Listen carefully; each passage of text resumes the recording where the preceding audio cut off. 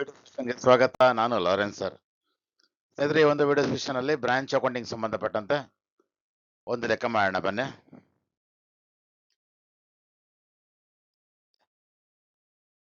X with its head office in Hubli has a branch at Hospet. You are given the following particulars relating to Hospet branch for the year ended 31st March 2024. ಸ್ನೇಹಿತರೆ, ಇಲ್ಲಿ ನಮ್ಮದು head office ನಮ್ದು ಹುಬ್ಳಿಯಲ್ಲಿದೆ. ನಮ್ದು Hubli head office ಆಗಿದ್ದು ಹೊಸಪೇಟೆನಲ್ಲಿ ಏನಾಗಿದೆ, ಇಲ್ಲಿ ಹೊಸಪೇಟೆನಲ್ಲಿ ನಮ್ದೊಂದು branch ಇದೆ. ಆ ಬ್ರಾಂಚ್ ಬಗ್ಗೆ 31st ಮಾರ್ಚ್ 2024 ಎಂಡ್ ಆಗಂಗೆ ನಮಗೆ ಮಾಹಿತಿ ಕೊಟ್ಟಿದ್ದಾರೆ. ಈ ಮಾಹಿತಿ ಇಟ್ಕೊಂಡು ನಾವೇನ್ ಮಾಡ್ಬೇಕಂದ್ರೆ ಬ್ರಾಂಚ್ ಅಕೌಂಟ್ನ ಪ್ರಿಪೇರ್ ಮಾಡ್ಬೇಕಾಗತ್ತೆ. ಕೊಟ್ಟಂತ ಇನ್ಫಾರ್ಮೇಶನ್ ಏನಂದ್ರೆ, stock at branch on 1/4/2023 32,600, petty cash at branch on 1/4/2023 110 rupees. ಇದರಲ್ಲಿ ಓಪನಿಂಗ್ ಡೇಟ್ ಅಂದಾಗ ಇಲ್ಲಿ 1/4/2023 ಆಗುತ್ತೆ. ಕ್ಲೋಸಿಂಗ್ ಡೇಟ್ ಬಂದು 31st ಮಾರ್ಚ್ 2024 ಆಗುತ್ತೆ. ಸೊ ಓಪನಿಂಗ್ ಡೇಟ್ ಅಲ್ಲಿ ಅವರು ಎರಡು ಇನ್ಫಾರ್ಮೇಶನ್ ಕೊಡ್ತಾ ಇದ್ದಾರೆ. ಒಂದು ಸ್ಟಾಕ್ ಬಗ್ಗೆ, ಇನ್ನೊಂದು ಪೆಟಿ ಕ್ಯಾಶ್ ಬಗ್ಗೆ. ಸೊ ಸ್ಟಾಕ್ ಕೂಡ ಅಸೆಟ್, ಪೆಟಿ ಕ್ಯಾಶ್ ಕೂಡ ಅಸೆಟ್. ಇನ್ನೇನು ಇನ್ಫಾರ್ಮೇಶನ್ ಕೊಡ್ತಾ ಇಲ್ಲ ಅಂದ್ರೆ ಅದರ ಅರ್ಥ ಏನಂದ್ರೆ ಓಪನಿಂಗ್ ಡೇಟ್ ಅಲ್ಲಿ ಯಾವುದೋ ಲಯಬಿಲಿಟೀಸ್ ಇಲ್ಲ ಅಂತ ಅರ್ಥ. ಇಲ್ಲಿಗೆ ಮುಂದೆ ಹೋಗ್ತೇನೆ.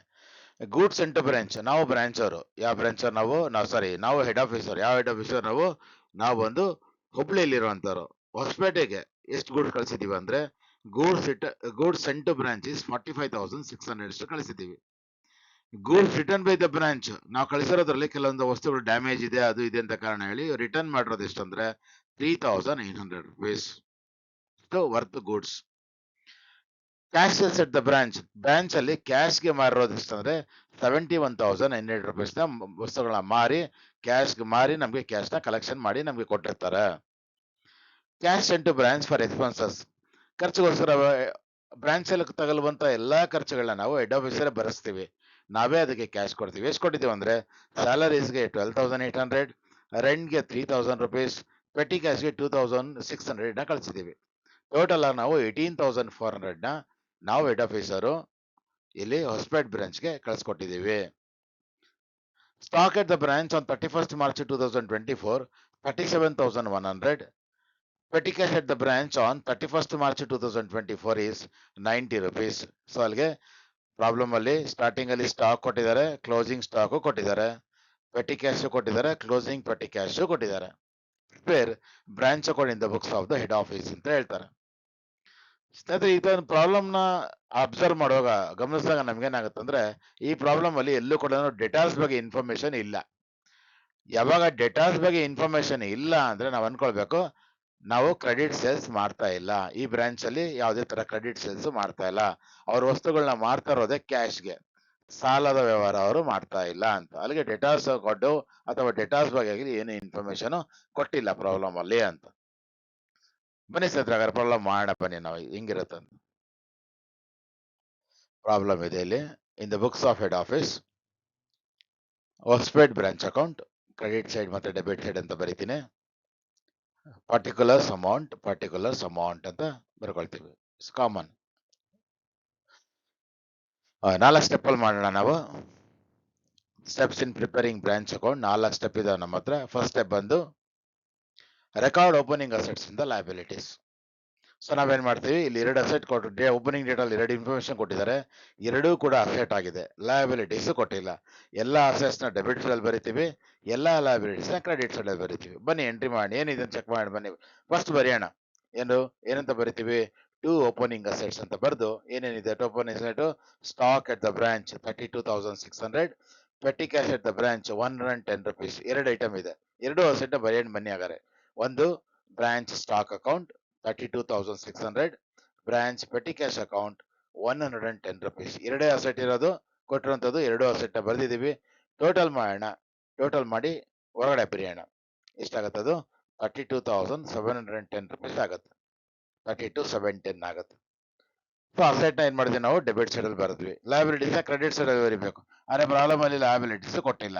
ಆದ್ರೂ ಕೂಡ ಎಂಟ್ರಿ ಬರ್ತೋಸೋಣ, ಬೈ ಓಪನಿಂಗ್ ಲಯಬಿಲಿಟೀಸ್ ಅಂತ ಬರೆದು ಏನು ಮಾಹಿತಿ ಕೊಡದೇ ಇರೋದ್ರಿಂದ ಡ್ಯಾಶ್ ಹಾಕ್ಬಿಡೋಣ. ಅಲ್ಲಿ ಓಪನಿಂಗ್ ಅಸೆಟ್ಸ್ ಬರ್ದಂಗಾಯ್ತು, ಕ್ಲೋಸಿಂಗ್ ಓಪನಿಂಗ್ ಲಯಬಿಲಿಟೀಸ್ ಬರ್ದಂಗಾಯ್ತು. ಸೊ ಹಾಗಾದ್ರೆ ಇದು ಸ್ಟೆಪ್ ನಂಬರ್ 1 ಮುಗೀತು ಅಂತ. ಸ್ಟೆಪ್ ನಂಬರ್ 2 ಹೋಗೋಣ ಹಾಗಾದ್ರೆ. ಸ್ಟೆಪ್ ನಂಬರ್ 2 ನಲ್ಲಿ ನಾವೇನ್ ಮಾಡ್ತೀವಿ, will record the transaction regarding stock.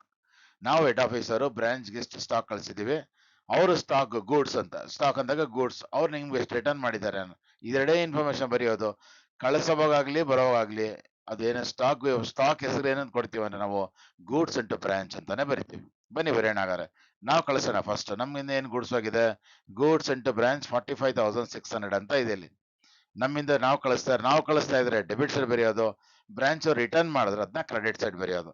So to ನಾವು ಕಳಿಸಿದಾಗ ಗೂಡ್ಸ್ ಹೋಗುತ್ತೆ, ಕ್ರೆಡಿಟ್ ಗೋಸ್ ಔಟ್. ಕ್ರೆಡಿಟ್ ಅಂದಾಗ 2 ಅಂತ ಸ್ಟಾರ್ಟ್ ಮಾಡ್ತೀವಿ ನಾವು. ಗೂಡ್ಸ್ ಇಂಟು ಬ್ರಾಂಚ್ ಅಕೌಂಟ್ ಇಷ್ಟು ಕೊಟ್ಟಿದ್ದಾರೆ ಪ್ರಾಬ್ಲಮ್ ಅಲ್ಲಿ. ಗೂಡ್ಸ್ ಇಂಟು ಬ್ರಾಂಚ್ ಇಸ್ 45,600 ಅಂತ ಕೊಟ್ಟಿದ್ದಾರೆ. ಅದನ್ನ ರೆಕಾರ್ಡ್ ಮಾಡಿ ಯಾಕಂದ್ರೆ 45,600 ನಾವು ಕಳಿಸಿದ್ದು. ಗೂಡ್ಸ್ ಅನ್ನು ರಿಟರ್ನ್ ಮಾಡಿದ್ದಾರೆ ಅಂದ್ರೆ ನೆಕ್ಸ್ಟ್ ಲೈನ್ ಅಲ್ಲೇ ಕೊಡ್ತಾರೆ, goods return by the branch ಅವರು ನಮ್ಗೆ ರಿಟರ್ನ್ ಮಾಡ್ತಾ ಇದಾರಲ್ಲ, ಅವ್ರೇನಾದ್ರು ಕಳಿಸಿದ್ರೆ ನಾವು ಕ್ರೆಡಿಟ್ ಸೈಡ್ ಅಲ್ಲಿ ಎಂಟರ್ ಮಾಡ್ತೀವಿ. ಅವಾಗ ಕೂಡ ನಾವೇನಂತ ಬರಿತೀವಿ, ಗೂಡ್ಸ್ ಅವ್ರು ರಿಟರ್ನ್ ಮಾಡಿದ್ರೆ ನಮ್ಗೆ ಗೂಡ್ಸ್ ಸ್ಟಾಕ್ ಬರ್ತಾ ಇದೆ, debit what comes in, so ಅದನ್ನ ಬೈ ಅಂತ ಬರೆದು ಗೂಡ್ಸ್ ಇಂಟು ಬ್ರಾಂಚ್ ಅಕೌಂಟ್ ಅಂತಾನೆ ಬರಿಬೇಕು. ಬ್ರಾಕೆಟ್ ಅಲ್ಲಿ ಬೇಕಂದ್ರೆ ರಿಟರ್ನ್ಸ್ ಅಂತ ಬರೆದು ಎಷ್ಟಾಗಿದೆ ರಿಟರ್ನ್ಸ್ ನೋಡಿ ಇಲ್ಲಿ, goods return by the branch is 3,900. So 3,900 ನ ರೆಕಾರ್ಡ್ ಮಾಡಿ. ಸೊ ನಾವು ಸ್ಟಾಕ್ ಕಳಿಸಿದ್ದು ರೆಕಾರ್ಡ್ ಮಾಡಿದ್ವಿ, ರಿಟರ್ನ್ ರೆಕಾರ್ಡ್ ಮಾಡಿದ್ವಿ, ಅಲ್ಲಿಗೆ ಸ್ಟೆಪ್ ನಂಬರ್ 2 ಮುಗೀತು ಅಂತ ಕ್ಲೋಸ್ ಮಾಡಿದ್ದೀವಿ ಅಂತ. Step number 3, record transaction regarding cash. ನಾವು ಹೆಡ್ ಆಫೀಸರ್ ಬ್ರಾಂಚ್ಗೆ ಎಷ್ಟು ಕ್ಯಾಶ್ ಕಳಿಸಿದ್ದೀವಿ, ಬ್ರಾಂಚ್ ಅವರು ನಮ್ಗೆ ಎಷ್ಟು ಕ್ಯಾಶ್ ಕಳಿಸಿದಾರ ಅಂತ ಬರೆಯುವಂಥದ್ದು. ಸೊ ನಾವೇನು ಕ್ಯಾಶ್ ಕಳಿಸಿದೀವಿ, ಕ್ಯಾಶ್ ಅಂಡ್ ಬ್ರಾಂಚ್ ಅಂತ ಇಷ್ಟು ಅಮೌಂಟ್ ನ ಕಳಿಸಿದೀವಿ. ಇಲ್ಲಿ ಬರೆಯೋಣ ಬನ್ನಿ. ನಾವು ಕ್ಯಾಶ್ ಕಳಿಸಿದಾಗ ಏನಾಗುತ್ತೆ, ಕ್ಯಾಶ್ ಹೋಗುತ್ತೆ, ಕ್ರೆಡಿಟ್ ಗೋಸ್ ಔಟ್. ಕ್ರೆಡಿಟ್ ನ ನಾವು 2 ಅಂತ ಬರಿಬೇಕು. ಹೋಗ್ತಾ ಇರೋದೇನು ಕ್ಯಾಶ್, ಸೊ ಕ್ಯಾಶ್ ಅಕೌಂಟ್ ಏನೇನಿದೆ ಚೆಕ್ ಮಾಡಿ ಫಸ್ಟ್. ಇಲ್ಲಿದೆ ನೋಡಿ, cash sent to branch for expenses ಅಂತ ಕೊಟ್ಟಿದ್ದಾರೆ. Salaries 12,800, rent 3,000 rupees, petty cash 2,600, total 18,400 ಅಂತ. ಇಲ್ಲಿ ಬ್ರಾಕೆಟ್ ಅಲ್ಲಿ ಎಕ್ಸ್ಪೆನ್ಸಸ್ ಅಂತ ಬರೆದು ಎಲ್ಲ ಬರೆಯೋಣ ನಾವು ಕೂಡ. Salaries 12,800, rent 3,000 rupees, petty cash 2,600, total ಮಾಡಿ. ಟೋಟಲ್ ಅಮೌಂಟ್ ಎಷ್ಟಿದೆ, 18,400 ಇದೆ. ಸೊ ಬರೀರಿ 18,400. ಅಲ್ಲಿಗೆ ನಾವು ಕಳಿಸಿರೋದನ್ನ ನಾವು ಬರ್ದಿದ್ದಾಯ್ತು. ಅವ್ರೇನ ರಿಟರ್ನ್ ಕಳಿಸಿದಾರಾ, ಈ ಪ್ರಾಬ್ಲಮ್ ಈಗಾಗಲೇ ಹೇಳಿದ್ದೀನಿ ನಾನಿಲ್ಲಿ. ಈ ಪ್ರಾಬ್ಲಮ್ ಅಲ್ಲಿ ನಾವು ಕ್ರೆಡಿಟ್ ಸೇಲ್ ಮಾಡ್ತಾ ಇಲ್ಲ, ಕ್ಯಾಶ್ ಸೇಲ್ಸ್ ಮಾತ್ರ, ಯಾಕಂದ್ರೆ ಡೇಟಾಸ್ ಬಗ್ಗೆ ಕೊಟ್ಟಿಲ್ಲ. ಒಂದ್ ವೇಳೆ ಕ್ಯಾಶ್ ಸೇಲ್ಸ್ ಬಂದಾಗ ಕ್ಯಾಶ್ ಮಾಡ್ತಾರೆ, ನಮ್ಗೆ ದುಡ್ಡು ಕೊಡ್ತಾರೆ ಅಷ್ಟೇನೆ. ಕ್ರೆಡಿಟ್ ಸೇಲ್ ಇದ್ದಿದ್ರೆ ಸಾಲಗಾರರ ದುಡ್ಡು ಕಲೆಕ್ಟ್ ಮಾಡಿ ಕೂಡ ಕೊಡ್ತಿದ್ರು. ಸೊ ಇಲ್ಲಿ ಕ್ಯಾಶ್ ಸೇಲ್ಸ್ ಮಾತ್ರ ಇರೋದ್ರಿಂದ ಕ್ಯಾಶ್ ಕಲೆಕ್ಟ್ ಮಾಡಿ ನಮ್ಗೆ ಕೊಡ್ತಾರೆ. ಕ್ಯಾಶ್ ಬರ್ತಾ ಇದೆ, debit what comes in, by ಅಂತ ಬರೆದು ಏನ್ ಬರ್ತಾ ಇದೆ, ಕ್ಯಾಶ್ ಬರ್ತದೆ. ಸೊ ಕ್ಯಾಶ್ ಅಕೌಂಟ್ ಅಂತ ಬರೆಯೋಣ. ಎಲ್ಲಿದೆ ನೋಡಿ, cash sales at the branch 71,000 ಬರೀರಿ. ಕ್ಯಾಶ್ ಸೇಲ್ಸ್ 71,900 ಅಂತಿದೆ, ಅದನ್ನ ನೀವು ಡೈರೆಕ್ಟ್ ಆಗಿ ಬರ್ಕೊಳ್ಬಹುದು. ಅಲ್ಲಿಗೆ ಅವರು ಕ್ಯಾಶ್ ಕಳಿಸಿ, ನಾವು ಕೊಟ್ಟಿದ್ದು ಎಂಟ್ರಿ ಆಯ್ತು, ಅವ್ರು ಕೊಟ್ಟಿದ್ದು ಎಂಟ್ರಿ ಆಗಿದ್ರೆ ಸ್ಟೆಪ್ ನಂಬರ್ 3 ಮುಗೀತು ಅಂತ. Step number 4, record closing assets and liabilities. ಹೆಂಗ್ ಓಪನಿಂಗ್ ಅಸೆಟ್ಸ್ ನ ಬರ್ದ್ವಿ ಹಂಗೆ ಕ್ಲೋಸಿಂಗ್ ಲಯಬಿಲಿಟೀಸ್ ಬರೀಬೇಕು. ಸೊ ಡೆಬಿಟ್ ಸೈಡ್ ಬರ್ದಿದ್ವಿ ಓಪನಿಂಗ್ ಲಯಬಿಲಿಟೀಸ್, ಕ್ರೆಡಿಟ್ ಸೈಡ್ ಅಲ್ಲಿ ಕ್ಲೋಸಿಂಗ್ ಬರೆಯೋಣ. ಹಾಗಾದ್ರೆ 2 ಇರೋದು by closing assets. Closing assets ನ ಬರೆಯುವಾಗ ನಾವು ಪ್ರಾಬ್ಲಮ್ ಅಲ್ಲಿ ಅಮೌಂಟ್ ನ ತಗೊಳ್ಬೇಕೆ ನಿಜಾನೇ, ಆದ್ರೆ ಇಲ್ಲಿರೋ ಅಸೆಟ್ ಎಲ್ಲ ಇಲ್ಲಿ ಬರೀಲೇಬೇಕು. ಫಸ್ಟ್ ಅಸೆಟ್ ಏನಿದೆ, ಬ್ರಾಂಚ್ ಸ್ಟಾಕ್ ಅಕೌಂಟ್. ಬರೀರಿ ಬ್ರಾಂಚ್ ಸ್ಟಾಕ್ ಅಕೌಂಟ್. ಕೊಟ್ಟಿದ್ದಾರೆ ನೋಡಿ ಅಮೌಂಟ್ ಕೊಟ್ಟಿದ್ದಾರೆ ಅಂತ. Stock at the branch on 31st March 2024 37,100 ಅಂತ ಕೊಟ್ಟಿದ್ದಾರೆ. ಇಲ್ಲಿ ಕೊಟ್ಟಿದ್ದಾರೆ ಅಮೌಂಟ್, ಬರ್ಕೊಳ್ಳಿ 37,100 ಅಂತ. ನೆಕ್ಸ್ಟ್ ಯಾವ್ದಿದೆ, ಬ್ರಾಂಚ್ ಪೆಟಿ ಕ್ಯಾಶ್. ಬರೀರಿ ಬ್ರಾಂಚ್ ಪೆಟಿ ಕ್ಯಾಶ್ ಅಂತ ಬರೆದು ಎಷ್ಟು ಕೊಟ್ಟಿದ್ದಾರೆ ಇಲ್ಲಿ, petty cash at the branch on 31st March 2024 is 90 rupees ಅಂತೆ. ಸೊ 90 rupees ಅಂತ ಕೊಟ್ಟಿದ್ದಾರೆ, 90 rupees ಬರೀ. ನೋಡಿ, ಸ್ಟಾಕು ಇದೆ, ಕ್ಲೋಸಿಂಗ್ ಸ್ಟಾಕು ಇದೆ, ಪೆಟಿ ಕ್ಯಾಶ್ ಇದೆ, ಕ್ಲೋಸಿಂಗ್. ಅಲ್ಲಿಗೆ ಏನು ಯಾವುದೇ ಬೇರೆ ಅಕೌಂಟ್ ನ ನಾವು ಓಪನ್ ಮಾಡೋ ಅವಶ್ಯಕತೆ ಇಲ್ಲ. ಸೊ ಟೋಟಲ್ ಮಾಡಿ, bring the total to the outer column ಮಾಡಿದಾಗ ನಿಮ್ಗೆ 37,190 rupees ಬರ್ತಾ ಇರುತ್ತೆ. ರೆಕಾರ್ಡ್ ಮಾಡಿ 37,190 rupees. ಯಾವ ರೀತಿ ಅಸೆಟ್ಸ್ ಬರೆದ್ವಿ ಹಂಗೆ ಲಯಬಿಲಿಟೀಸ್ ಬರೀಬೇಕು. ನೋಡಿ, ಓಪನಿಂಗ್ ಲಯಬಿಲಿಟೀಸ್ ಡ್ಯಾಶ್ ಇತ್ತು, ಮತ್ತೆ ಎಲ್ಲೂ ಕೂಡ ಕ್ಲೋಸಿಂಗ್ ಲಯಬಿಲಿಟೀಸ್ ಬಗ್ಗೆ ಮಾಹಿತಿ ಇಲ್ಲ, ಆದ್ರೂ ಕೂಡ ಇಲ್ಲಿ ಬರೆಯೋಣ. ಇಲ್ಲಿ ಟು ಕ್ಲೋಸಿಂಗ್ ಲಯಬಿಲಿಟೀಸ್ ಅಂತ ಬರೆದು ಇನ್ಫಾರ್ಮೇಶನ್ ಕೊಡದೇ ಇರೋದ್ರಿಂದ ಡ್ಯಾಶ್ ಹಾಕ್ಬಿಡೋಣ. ಅಲ್ಲಿಗೆ ಸ್ಟೆಪ್ ನಂಬರ್ 4 ಕೂಡ ಕಂಪ್ಲೀಟ್ ಆಯ್ತು. 4 ಸ್ಟೆಪ್ ಆಗಿದ್ರೆ ನೀವು ಧೈರ್ಯವಾಗಿ ಅಕೌಂಟ್ ನ ಕ್ಲೋಸ್ ಮಾಡಬಹುದು. ಯಾವ ಕಡೆ ಜಾಸ್ತಿ ಇದೆ ಚೆಕ್ ಮಾಡಿದಾಗ ನಮ್ಗೆ ಅಮೌಂಟ್ ಕ್ರೆಡಿಟ್ ಕಡೆ ಜಾಸ್ತಿ ಇದೆ, 71 lakh ಚೇಂಜ್ ಬರ್ತಾ ಇದೆ. ಸೊ ಬರೆಯೋಣ, 1,12,990 ಬರ್ತಾ ಇದೆ. ಅಮೌಂಟ್ ಇನ್ನೊಂದು ಕಡೆ ಬರ್ಕೊಳ್ಳೋಣ, ಬರ್ಕೊಂಡು ಬ್ಯಾಲೆನ್ಸ್ ತೆಗಿಯೋಣ. ಅಲ್ಲಿಗೆ 1,12,000 ಅಲ್ಲಿ 3 ಐಟಮ್ 32,710, 45,600, 18,400 ಲೆಸ್ ಮಾಡಿದ್ರೆ ನಿಮ್ಗೊಂದು ಅಮೌಂಟ್ ಬರುತ್ತೆ 16,180 ರುಪೀಸ್ ಬರ್ತಾ ಇದೆ. ಯಾವಾಗ ಬ್ಯಾಲೆನ್ಸ್ ಡೆಬಿಟ್ ಸೈಡ್ ಬರುತ್ತೋ ಆ ಬ್ಯಾಲೆನ್ಸ್ ನ ನಾವು ಪ್ರಾಫಿಟ್ ಅಂತ ಕರಿತೀವಿ. ಆ ಪ್ರಾಫಿಟ್ ನ ನಾವು ಎಲ್ಲಿ ಟ್ರಾನ್ಸ್ಫರ್ ಮಾಡ್ತೀವಿ? ಜನರಲ್ P&L ಅಕೌಂಟ್ಗೆ ಟ್ರಾನ್ಸ್ಫರ್ ಮಾಡ್ತೀವಿ. ಸೊ ಅಲ್ಲಿಗೆ ಅರ್ಥ ಏನಂದ್ರೆ, ಇಲ್ಲಿ ಹೊಸಕೋಟೆ ಬ್ರಾಂಚ್ ನಾವು ಹುಬ್ಳಿ ಹೆಡ್ ಆಫೀಸ್ ಹುಬ್ಳಿಯಲ್ಲಿದೆ. ಹೊಸಕೋಟೆ ಬ್ರಾಂಚ್ ನಾವೇನ್ ಬ್ರಾಂಚ್ ಓಪನ್ ಮಾಡ್ತಾ ಇದೀವಿ, ಬ್ರಾಂಚ್ ನಡೆಸ್ತಾ ಇದೀವಿ, ಆ ಬ್ರಾಂಚ್ ಇಂದ ನಮ್ಗೆ ಈ ವರ್ಷ 16,180 ರೂಪಾಯಿ ಲಾಭ ಬಂದಿದೆ ಅಂತ ನಮ್ಗೆ ಈ ಒಂದು ಬ್ರಾಂಚ್ ಅಕೌಂಟ್ ಮಾಡೋ ಮುಖಾಂತರ ಗೊತ್ತಾಗುತ್ತೆ.